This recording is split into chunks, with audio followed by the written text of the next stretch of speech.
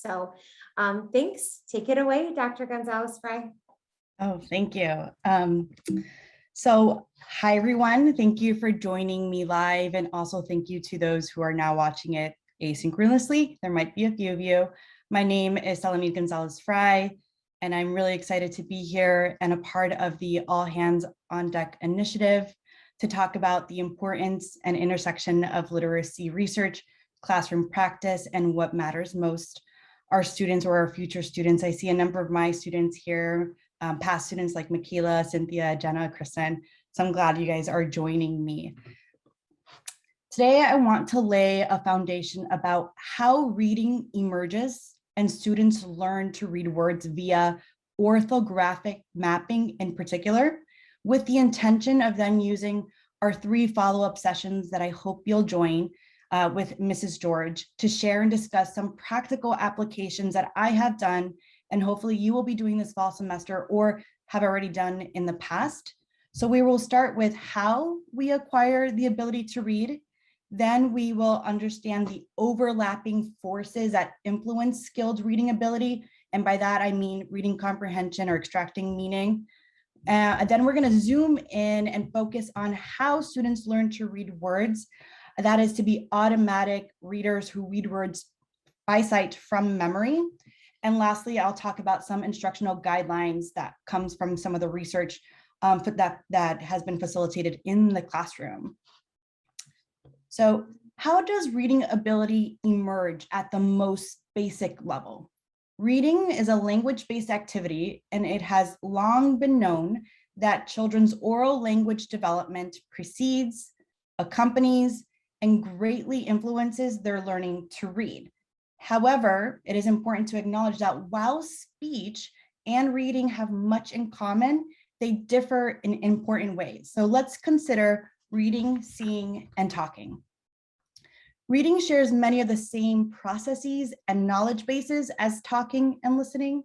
Reading, however, is not a simple derivative of spoken language. And we talked about this in class today, so it's a little bit of repetition for my students. Seeing and talking has biological underpinnings, while our ability to read does not. The human brain is wired for seeing and speaking, and the DNA and the neuronal connections for seeing and speaking have always been present in the human brain, and these genetic pathways have been passed down starting with our earliest ancestors. But unlike vision and speech, which are genetically organized, there are no genes for reading. It is not passed down. Reading does not come naturally. It has no genetic program. Instead, the brain learned how to exploit the visual and linguistic, among other circuits in the brain, in order to develop the ability to read. So we must learn to form the necessary pathways anew every time reading is acquired. This information highlights the immense importance of our work as educators, because it is our job to help create, reinforce, strengthen these connections in the quickest, most effective ways. And I'm going to share with you some insights about the 40+ years of well-established findings of how reading emerges in the most effective ways to teach it.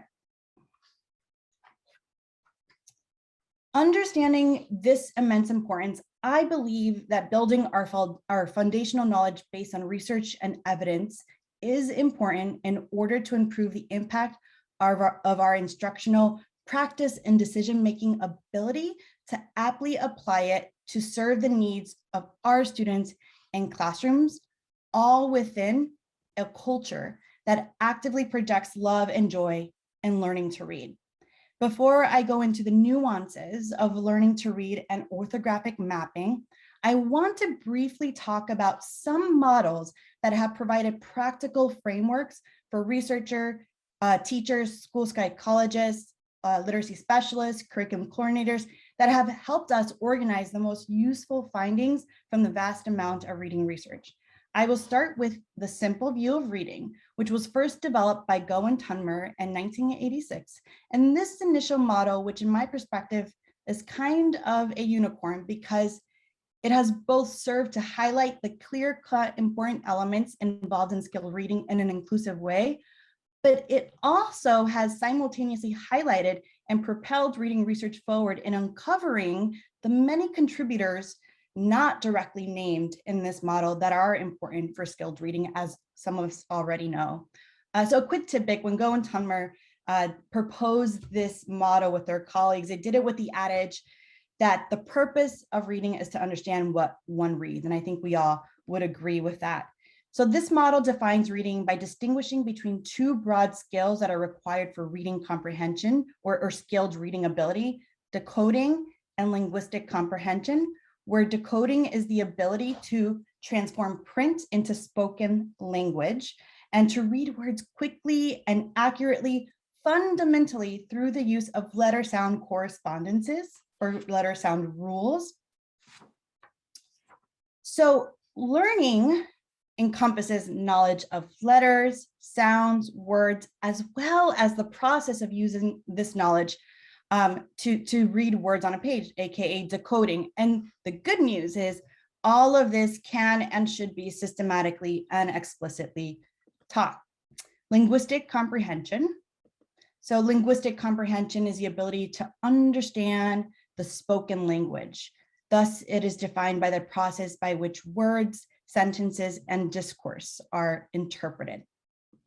So taken together, it says that if a student can quickly and effortlessly read the words on any given page, and if that student can understand the same passage when it's read to them, it follows that the students should be able to comprehend the passage when they read it to themselves, right? And we highlight the multiplicative nature of this equation because both are wholly important. Similarly, this is depicted in the ROPE model of reading skill development by Hollis Scarborough, that he first initially brought this to our attention in 2001, and it has been reproduced in a number of other articles, including one that I'll share with you a little bit later. And this diagram shows the dynamic process by which word recognition and language comprehension sub-skills are combined as skilled reading is accomplished.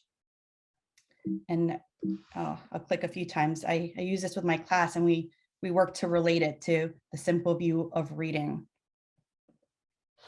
Here is another model that I find very useful by Rumelhart, and there's been updates, but I really like this diagram in particular, because rather than conceiving of decoding or those bottom-up skills, those skills that come from looking at the words of the page, and higher order cognitive processing skills as discrete stepwise learning or practice, it shows them as this interactive overlapping nature, which is what reading is, right? We're doing all of these things at the same time.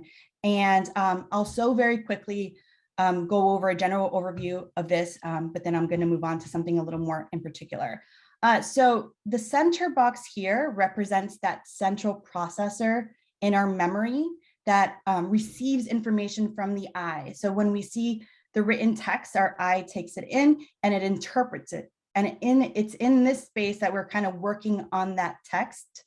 The boxes around the center represent the various information sources that are stored in a reader's memory and are used to recognize and interpret that text, which of course requires executive functioning skills on the part of the reader, and it's not labeled here. Then we have to the left, to the right, the memory for the text, which is constructed as readers use these various knowledge sources to comprehend the sentences and the paragraphs in that text. A reader's understanding of that text is stored in memory, where it's then accessed to understand the subsequent text, what they read next. And it's also revised to accommodate new information that they're taking in. So these information sources, starting at the top left, include a reader's knowledge of language, which enables them to recognize sentences and their meaning, knowledge of the world, which we also call background knowledge or prior knowledge that a reader brings to the text, which we know is very important. Readers have factual, experiential, schematic knowledge about the world that enables them to understand ideas and fill in parts in the text where meaning is assumed to be known and thus not stated explicitly. Readers use their knowledge of word meaning and vocabulary will be added in. Readers also use their metacognitive knowledge to monitor the quality of their comprehension, to verify that the information they have read so far makes sense, and meets a specific purpose for their reading and to detect when comprehension breaks down, right? And we need repairs, which are often necessary. And at the bottom, we have two knowledge sources that enable readers to process letters and words in the text. And we're going to start with the left side, which is readers' knowledge of the graphophonetic or the letter sound system. These two at the bottom, these bottom-up skills, I just want to quickly say it's what we use when we're trying to engage in deciphering skills, right? Trying to figure out how to read the words that are on the page. So that letter sound knowledge enables us to convert letters that we see into sounds in order to decode an unfamiliar word. So when we come across a word we don't know, we're using our knowledge of the our graphophonetic system. Then on the right side, we have lexical knowledge, which refers to something like a dictionary, and not a dictionary necessarily of word meanings, but of dictionaries of all the words you already know how to read that you hold in memory, including the written forms of these words. So we say that this is our sight word lexicon. So we use this to read words by sight without having to decode. So typically we use this when we already are familiar with that word. So all of these knowledge sources operate together to facilitate text comprehension. And our focus on the second half of this presentation will be on this, talking about how the graphophonetic system and acquiring alphabetic knowledge, or the alphabetic principle, enables us to actually store words in memory so that they become sight words, right? And can be read automatically when we see them. So yes, the simple view of reading is a useful tool for conveying the undeniable importance, in fact, the necessity of both decoding and linguistic comprehension for reading. But research and experience has found that they overlap in important ways. They are not just two discrete independent factors. There are many contributors to reading not named in the simple view, such as active self-regulatory skills that we know play a substantial role in reading. And this active view of reading is an expansion of the simple view. The existence of the overlap between word recognition and language comprehension in the prediction of reading is really important for us to understand, because it suggests the need to consider these other contributors to reading that are not just within word recognition and language comprehension, but also across them. So giving attention to these bridging factors may be necessary in order to make our interventions even more effective for developing readers. And these include factors such as fluency, vocabulary, morphological awareness. Additionally, there's a large and growing body of research that has demonstrated that skilled readers are highly active, strategic, and engaged. They're using executive functioning skills to manage the reading process, and that a reader plays a really big role in making reading happen, right? They have to regulate themselves and deploy these strategies to ensure that reading progresses smoothly and maintain motivation and actively engage with the text. So this is a really wonderful article by Nell Duke and Kelly Cartwright, and I will share the link to this article if you haven't read it yet in the chat after my talk. It's actually available for free at the moment. So, okay, great. So, albeit this was a small but good general overview of what makes skilled reading, but we're now going to focus in on the actual learning to read, and we're going to focus on these processes here that are in the red box. So we're zooming in a little bit. So written language, we're going to talk about graphemes and phonemes. Written language is a human intervention, and it involves a representation of speech sounds with visual symbols. Phonemes are the smallest units of speech, which are represented by graphemes. In English and alphabetic language, there are approximately, and you might see some slightly variations on this, 44 unique speech sounds called phonemes. And again, phonemes are the smallest sounds forming spoken words. English phonemes are represented by the 26 letters of the alphabet, either individually or in combination. And these alphabetic representations are called graphemes. It may seem odd that there are 44 unique sounds and only 26 letters. And this is possible because some sounds such as sh are represented by more than one letter. So the word ship, for example, has 3 phonemes, sh, I, p, and 3 graphemes, sh, 1 grapheme, I, and then p. So in order for beginners to succeed in learning to read in a language such as English, they must acquire the alphabetic principle, right? Knowledge of the alphabetic writing system. And the most important learnings to start with for this acquisition is phonemic awareness and letter knowledge. These provide the foundations enabling readers or beginners to move into reading and move into spelling. So how do children learn to read? How do they learn to read words? They do so via a connection forming process called orthographic mapping. So I'm kind of showing you the end of my talk at the beginning. So we're going to talk about more information of how we get to orthographic mapping. But I want you to know where we're headed and what the end in mind. So to learn to read, readers need a memory system that acts like a glue to retain the spellings of word in memory and connect them to their corresponding sounds so that words can be read automatically by sight and so that we can spell them accurately. This is called orthographic mapping. And we're going to learn more about that process. But before we do, let's think about the different ways that readers might read a word. So Dr. Aries' research and work clarifies how the alphabetic processes are central in learning to read words. When reading is occurring as we're processing text, there are 4 ways how words might be read. They might be read by analogy, by prediction, by decoding, or by sight. First, notice how on the slide, these can be divided into 2 main categories, whether a reader is encountering an unfamiliar word or a familiar one they have read before. When a reader encounters an unfamiliar word, they can read it by analogy, prediction, or decoding.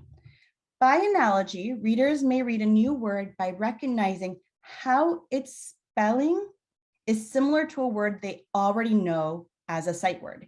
They access the similar word in memory, then they adjust the pronunciation to accommodate the new word. So for example, reading fountain for mountain, or brother and mother, as you see on the screen, a bottle for jump, bottle for throttle, or jump for dump. However, use of this method requires already knowing many written words, so having somewhat of an extensive sight word vocabulary in place.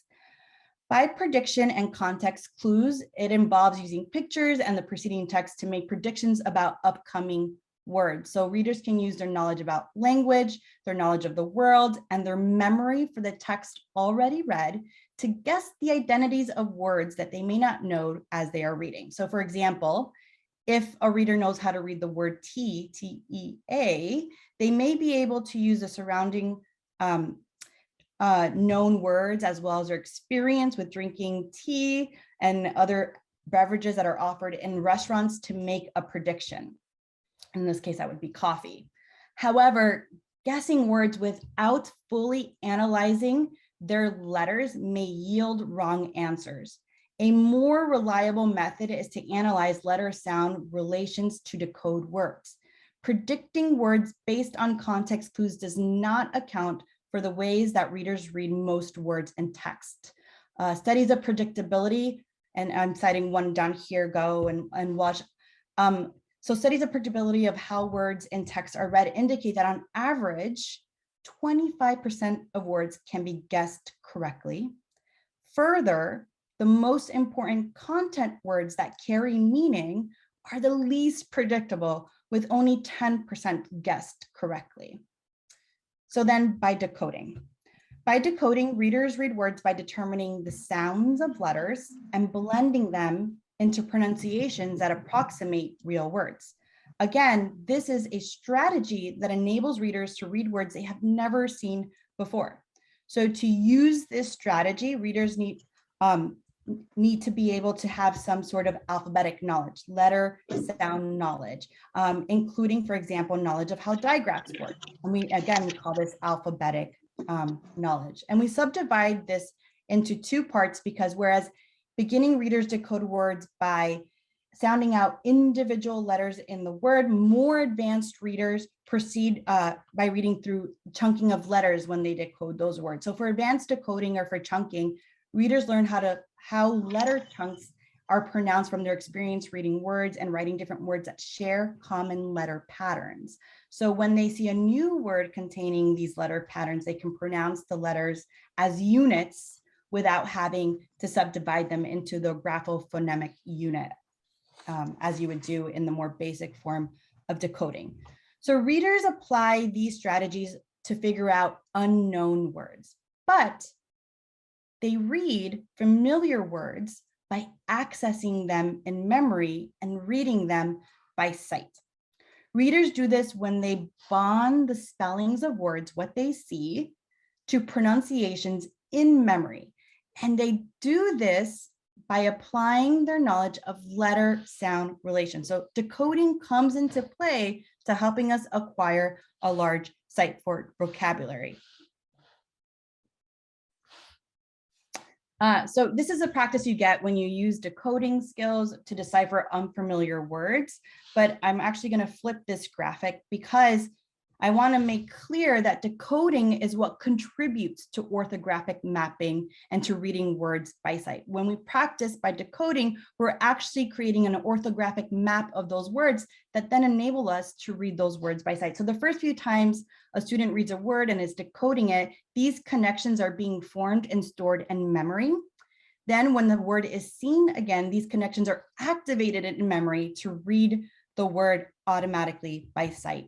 And once in memory, readers can read them as whole units quickly and automatically. And this applies to all words, not just high frequency words or irregularly spelled words like non and yacht.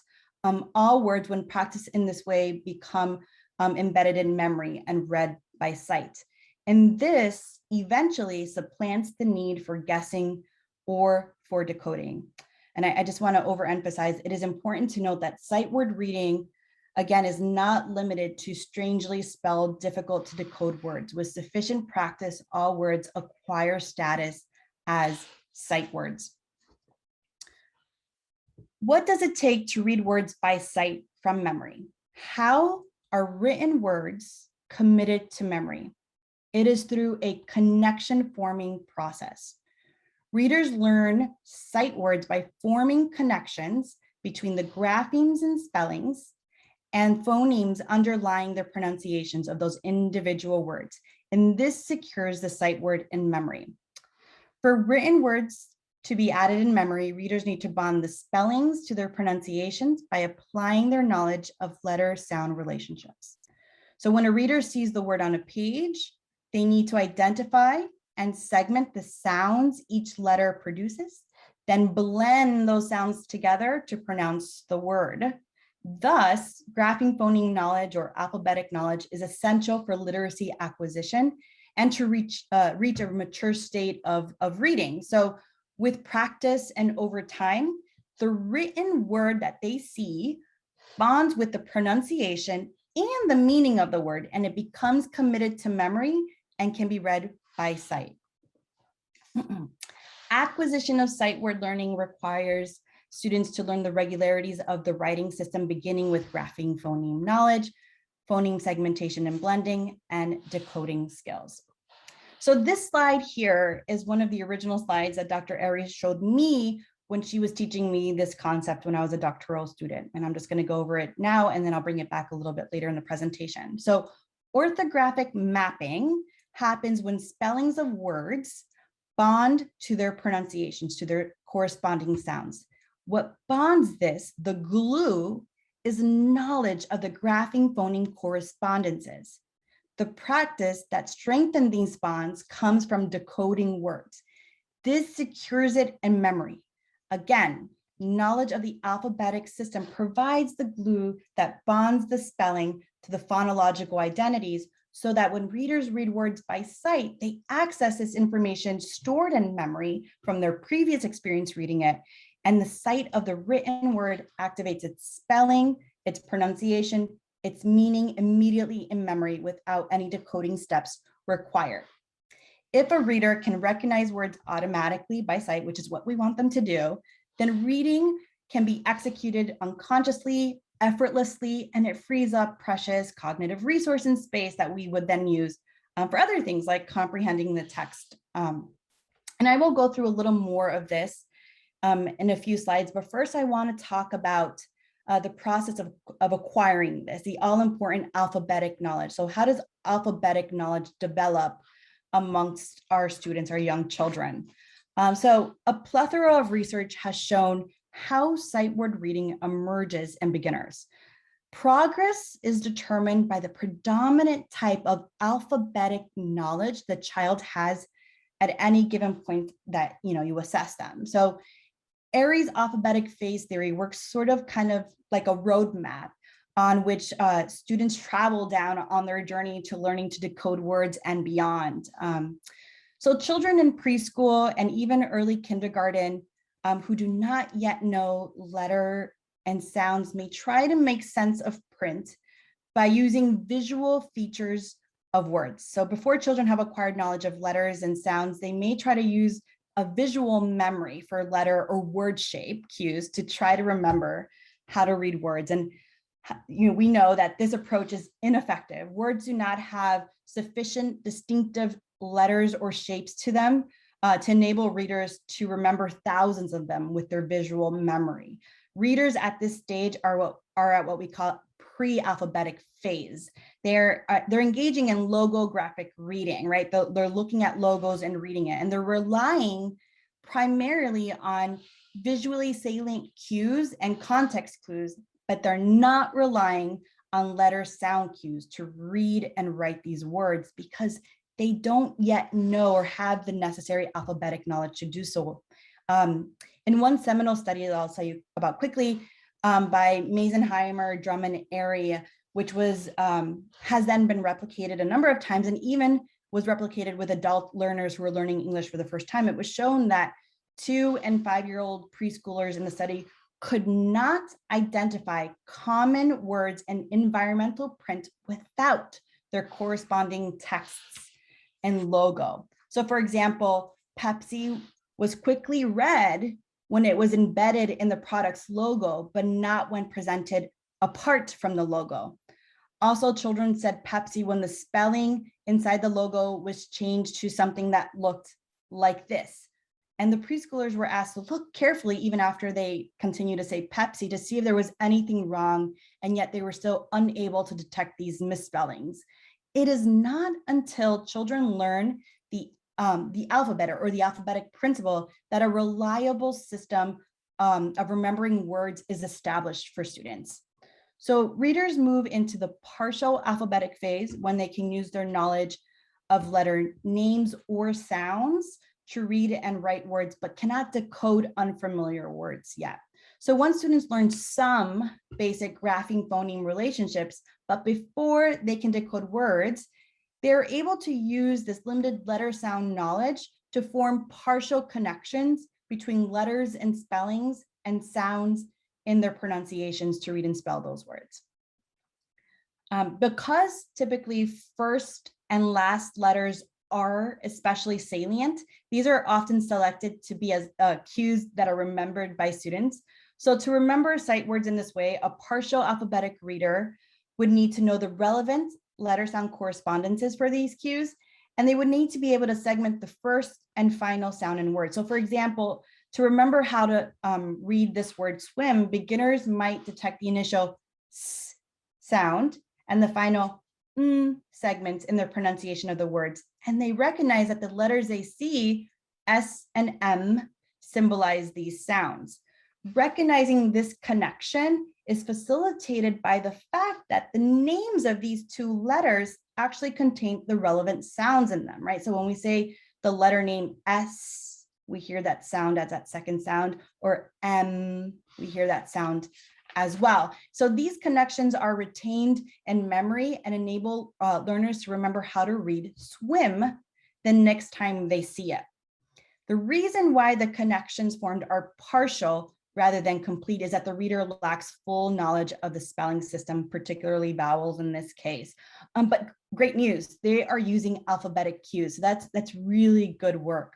Another example might be us seeing something like this in their writing when they're trying to write the word giraffe, right? So it's quite phonetic.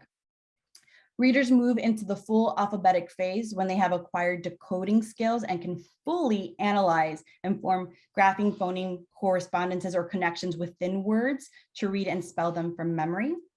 And then readers move into the consolidated alphabetic phase when they have accumulated fully analyzed spellings of many words and lexical memory, and as a result have acquired knowledge of larger consolidated units that they can then use to read. So, right, these might represent syllables or morphemes, larger units rather than a one-to-one connection. So these readers can use these larger units to decode multisyllabic words and to form connections and read these multisyllabic words from memory.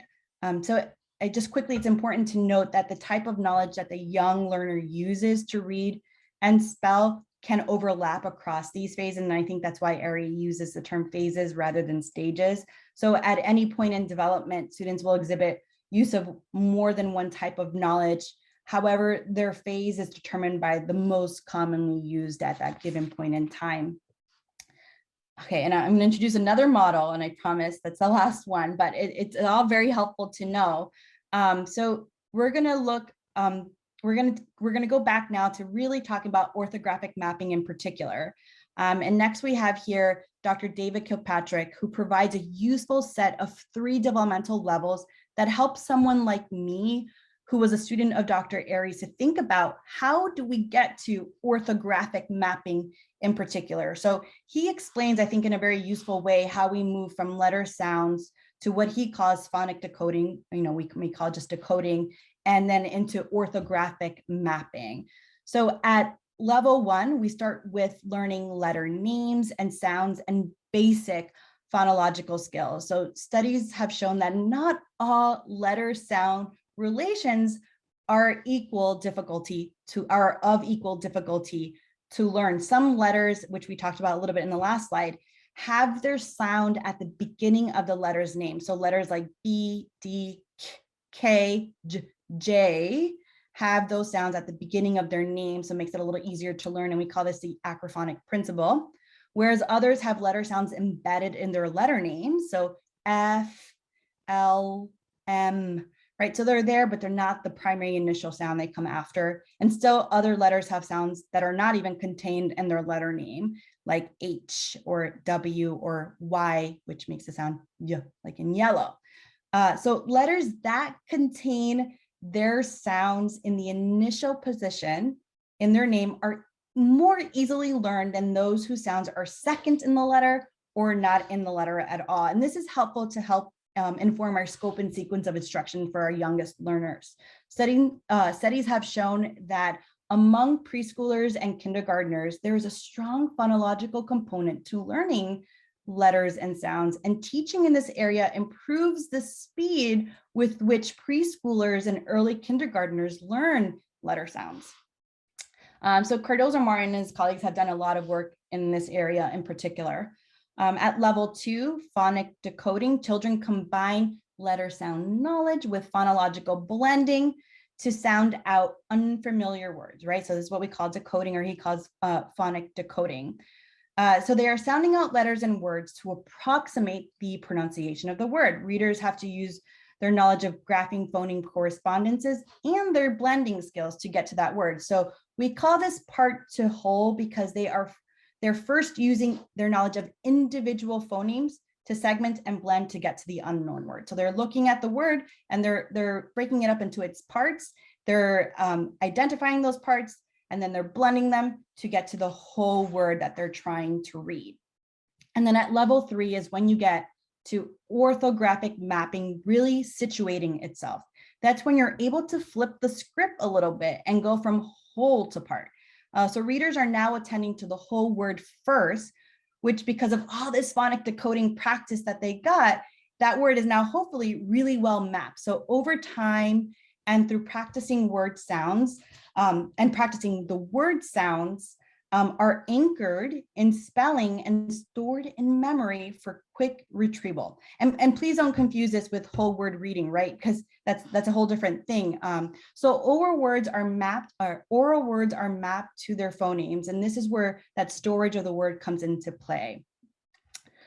So the process of forming connections or mappings is shown here again, and I just want to bring it all together. It is the knowledge of the letter sound system that provides the mapping. Knowledge of the letter sound system provides the mapping, the glue, however you want to think about it, to securely store that word you're trying to learn in memory in order for you to retrieve it as quickly and as efficiently as possible. So a big takeaway here is that orthographic mapping is facilitated through decoding. So although there are other ways to read words, this is the best, most efficient way to get to automatic reading.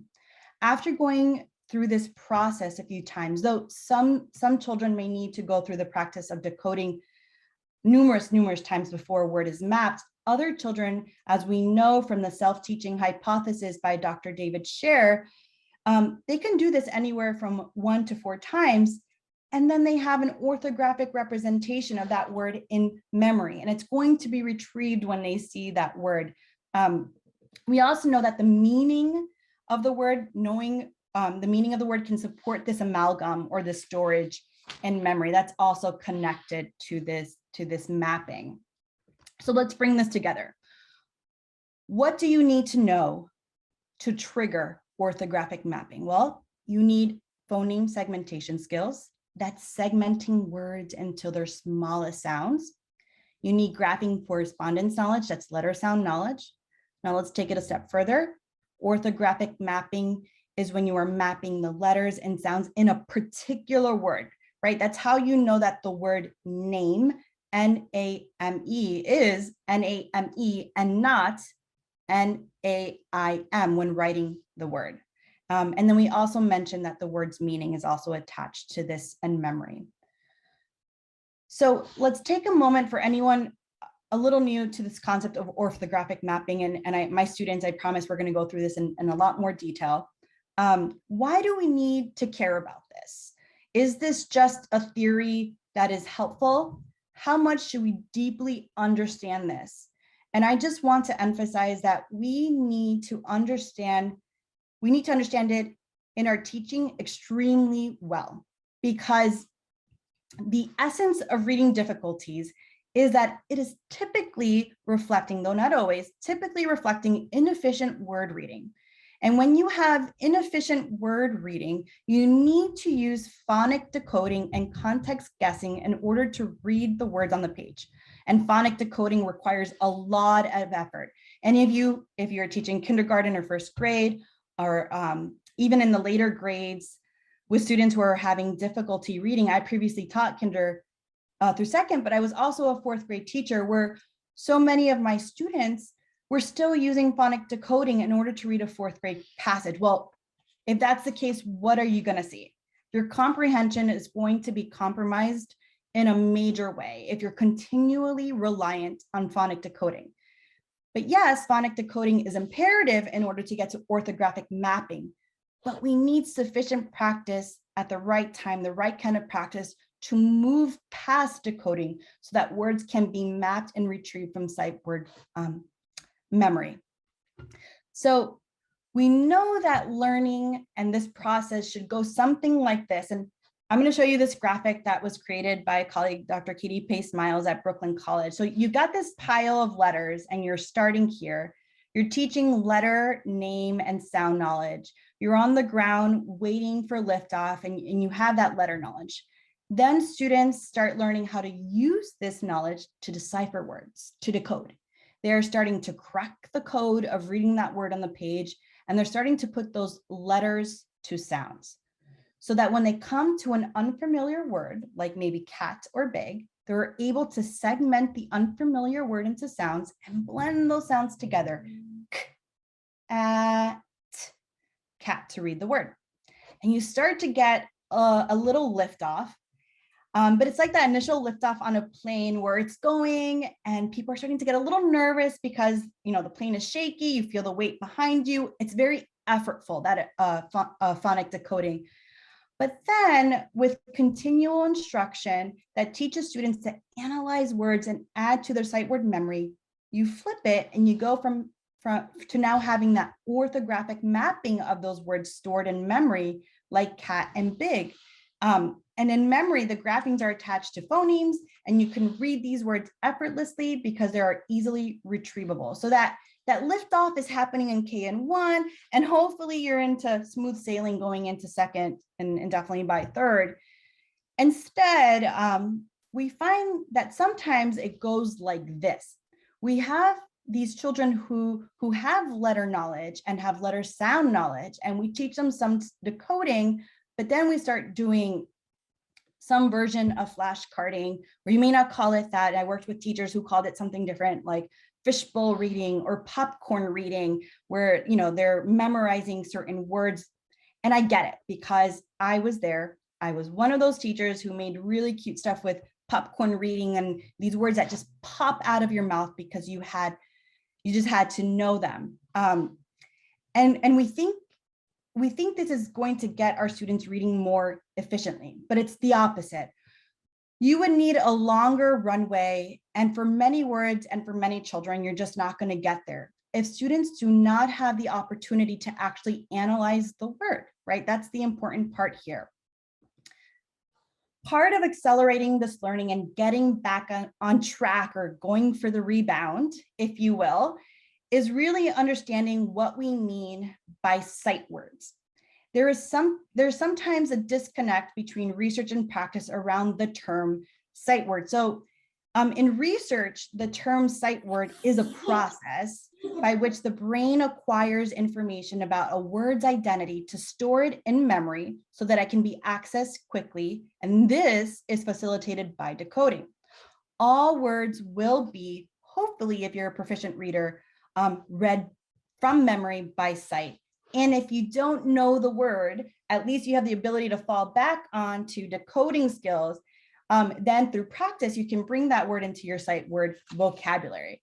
Now, in a study we did, we surveyed teachers and we asked them to define sight words and to explain what are sight words. And the overwhelming answer they said is that sight words are words that cannot or should not be decoded. They are high frequency words that come up in a lot of early readings and that young readers just need to know. And so you have them practice it in a lot of different ways that sort of are analogous to sort of rote memorization games. But we never really got the answer or into the idea that you should be analyzing these words with letter sound knowledge. In fact, in a survey done with a bunch of kindergarten teachers and first grade teachers, this was in New York City, it was asked, what do you do to help students acquire sight words? And only 7% of those teachers, or about 50 in this one study, said that they analyzed letter sounds. And even when this was put in as an option, right after we asked the question, participants were given a list of options so they could just check it off. Like, we also analyze the letter in this way, right? Not just throw that into your answer. I believe it was only about 45% of participants checked that they would do anything regarding letters and sounds. We didn't even quite get to 50%, if I remember. So this led us to a study where we started thinking about high frequency words, which were being called sight words, and being taught overwhelmingly in this way, not always, but overwhelmingly based on the research we did. And we used these categories, which were initially conceived by Carter's work. And I'm not going to go into the study in particular, but just give you the salient points to try to understand the characteristics of these high frequency words. And we actually took all 419 words that are on both the Frey, no relation, and Dolch high frequency word list. And we decided to analyze them based on kindergarten foundational common core standards.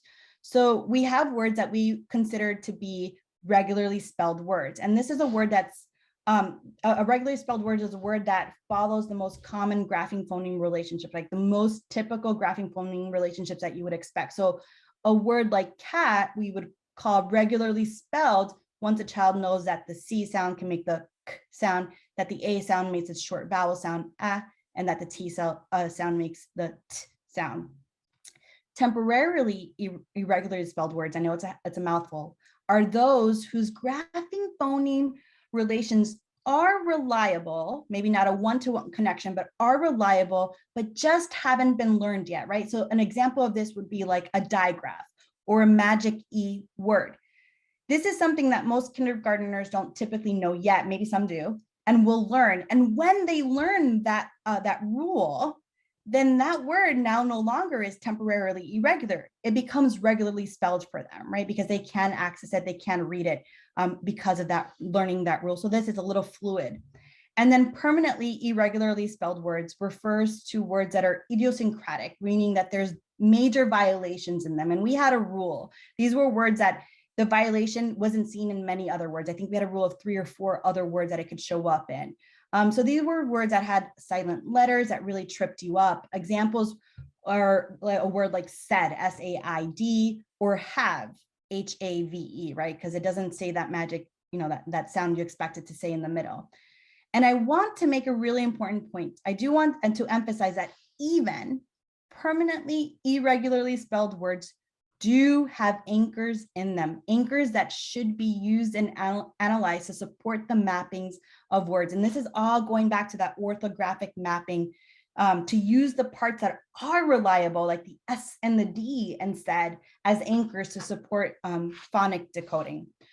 So we use those categories, and here you see the first 2 word lists of the Frey and Dolch that are used in schools across the country. And so we analyzed the first 2 lists, and we found that 80% of the first list of the Dolch and 72% of the first list of the Frey have reliable graphing phoneme correspondences. So the question to consider is, should we be using something analogous to flashcard or memorization type games at all? Or should we be doing something around decoding with these words? If these words are the words that we need to know so desperately by sight, and we may actually be going about it in the wrong way because, as we see, they are orthographically regular. Also, we're using this with our most emergent readers, where this time is so critical to learning to read. So based on this information, one might ask, should we maybe take those 10 minutes and do something related to phonemic awareness, or should we be going back and supporting letter sound knowledge? Well, this is exactly what we did. Just to talk a little about this action research protocol that we developed to teach these high frequency words. A graduate student of Dr. Pace Miles, Greg Rubin, and I worked, he was a kindergarten teacher in New York City, and we took this learning and we created this stepwise protocol. And I'll actually include this article here in the chat too, so that you can look at these step-by-steps of how we went about taking these high frequency words and doing stuff to analyze them, to get students to really work with them and to say their phoneme sounds, to look at their graphings, to make those connections. We use these really great double-decker Alconin boxes that I know a lot of us teach, which has had tremendous success in practice. And when we initially did this, we used regularly spelled words. Here in the example, we're using am, and we're mapping the word am. A number of follow-up studies we did similar to this, where we compared a condition where students worked on applying the graphing phoneme knowledge and analyzing those letters to a condition analogous to a flashcard game. And we've done it with regularly spelled words. We did it with temporarily irregularly spelled word, like the word she, which for a kindergartner, if they haven't learned the SH digraph, is still considered temporarily irregular. And we compared students in both conditions, and to our delight, the group that did the analysis were able to read the words and spell the words better than the students who were in that analogous whole word reading condition, even when those words were more difficult, right? Irregularly spelled, just outside their knowledge base. And then people said, well, that's not the same as permanently irregularly spelled words. So we did it with a permanently irregular spelled words like said, which have those anchors that can be mapped, and happy to report that that was the case too. So the course of development portraying how students learn to read words evidenced in these theories and research presented is best aligned with the structures and goals of systematic phonics instruction. This instruction provides foundational knowledge that launches students' development as alphabetic readers and enables them to move through the phases. So systematic means that lessons are organized in a way that the logic of the alphabetic principle becomes evident, that newly introduced skills are built on existing skills, and that the tasks are arranged from simplest to most complex, like we talked about a little bit, that they're explicit, right? That they're explained clearly and modeled overtly. This is not necessarily the place for discovery or exploratory learning. There's a place and time for that, not quite here. And again, just to reiterate that point, right? The information to be learned is explained and it's taught. The concept is made transparent. It is put out there. We're taking a little bit of morphonological analysis here to understand. It's clearly presented and discussed. There's no guesswork and a lot of direction and scaffolding for students. There's a predetermined scope and sequence practiced through reading materials, multiple examples of the word. There's a predictable format. And it's very much connected to what Dr. Fisher talked about how to enhance that or expedite that learning so that students understand, what am I learning today? Why am I learning this? How will I know that I have learned this in order to empower them? And a lot of people erroneously think that this means drill and kill or boring instruction, and that couldn't be further from the case. One of the things I do a lot with my students in the classroom is that we take this research and then we think about the classrooms that we're in and we create fun, engaging things, because we're constantly thinking about that triangle, right? The foundational knowledge to really think about how we're going to apply that to our classroom and our students and that experience. And it can be fun and engaging, and it should be fun and engaging. So from my perspective as a teacher, scholar, researcher, teacher, educator, it is not lost on me the immense work that we have to do for our children. There's so much that we can do to improve literacy instruction, and it starts with, of course, bringing love and joy into literacy learning and putting our students at the center of that. It starts with learning what the science of reading informs us about the best way to teach literacy, especially learning to read. It starts with being empowered as teachers to make the best instructional decisions for your students. It starts with putting all students, but especially students in historically marginalized positions, in spaces where they can come together to read, think, and understand. It starts with all this, not just with skills instructions. And I hope my students are like, oh my gosh, what did I get myself into being a teacher? But it's an amazing profession. And this presentation just highlights one small but important part of that larger picture. So as you go for the rebound this fall, this year after COVID, realize the greatness you are a part of. And I sincerely invite you to join Mrs. George and I for some follow-up sessions to continue this learning. And I can teach you this really fun sight word game that is underlined by this research, but is fun and engaging. So thank you.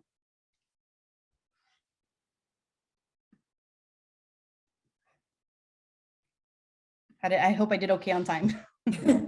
Thank you. You have a little time. Are there any questions?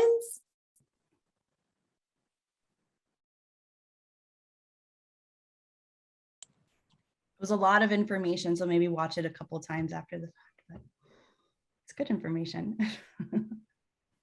It was wonderful. I just wanted to say that it was really informative the way that you connected all the dots and pieced all the pieces together, and came up with a really thoughtful way for us to maybe rethink sight word instruction. So you got us to a place that was really thought provoking. So thank you. Good. Thank you. Thank you for coming, Dr. Henry. So interested in what you said and how that's going to lead to your 3 sessions with Mrs. George. So I think it's a really great setup for what comes next, and I hope people will join. I agree. I do too. Thank you, everyone. Thank you, Anne, Mary. Oh, thank you, Michaela. Much needed refresher, you said. I'm glad. And Michaela will be presenting at the PDS conference with me, so good stuff to come there. Thank you, Kimberly. Thank you, Kristen. Of course, if there are any follow-up questions after the fact, feel free to email me and to come to those follow-up sessions.